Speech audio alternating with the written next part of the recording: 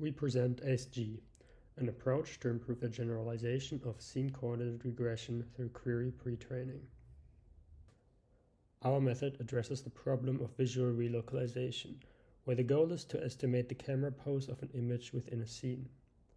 Most methods for this task can be split into two stages: a mapping stage, in which the scene representation is built from a set of posed images, and a query stage at which the camera pose given an image is estimated.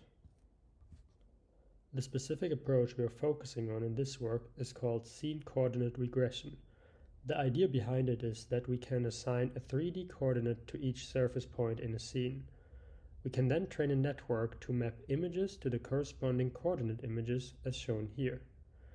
Such a scene-coordinate regressor is typically trained per scene on a set of posed mapping images. Once it is trained, we can feed a query image into the network, which estimates the scene coordinate map, establishing 2D-3D correspondences between the image and the scene.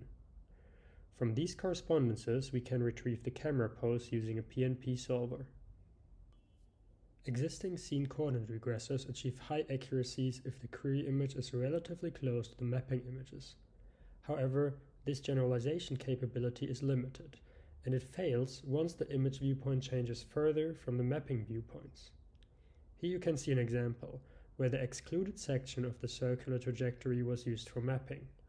Note how the estimated coordinates and the estimated camera poses become inaccurate as the camera moves away from the mapping section.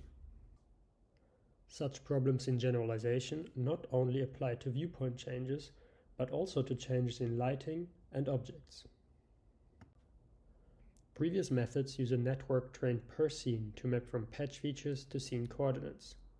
In ACE-G, we replace this fully scene-specific network with a scene-agnostic coordinate regressor, which is instead conditioned on a scene-specific map code. This conceptual change allows us to train the scene-agnostic coordinate regressor specifically for generalization across many different scenes.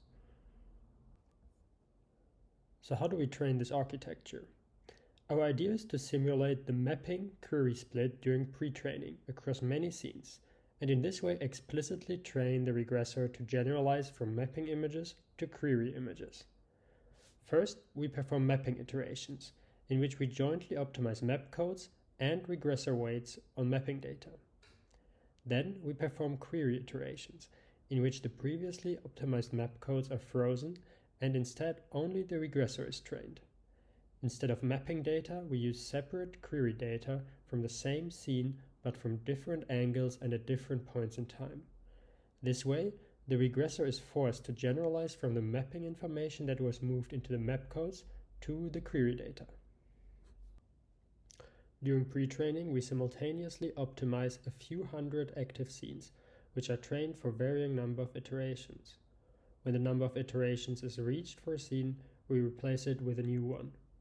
We use a large pre-computed dataset of mapping and query buffers to avoid repeated extraction of image features.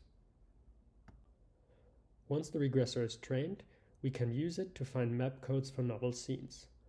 Similar to prior works, we first build a mapping buffer that contains image features and poses. We then optimize a new map code by minimizing the negative log likelihood of the coordinates in image space. Here we visualize the estimated scene coordinates as the training progresses. After 5 minutes of training, the map code converges and is ready to be used for relocalization. Let's have a look at some results.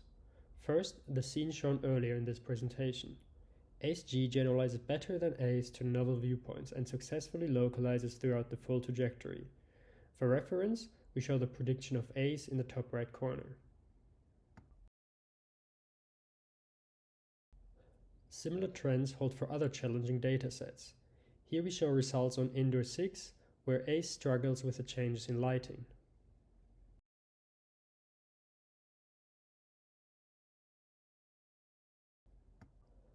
Finally, ACE-G also improves results for scenes with changing objects, such as the Rio 10 dataset.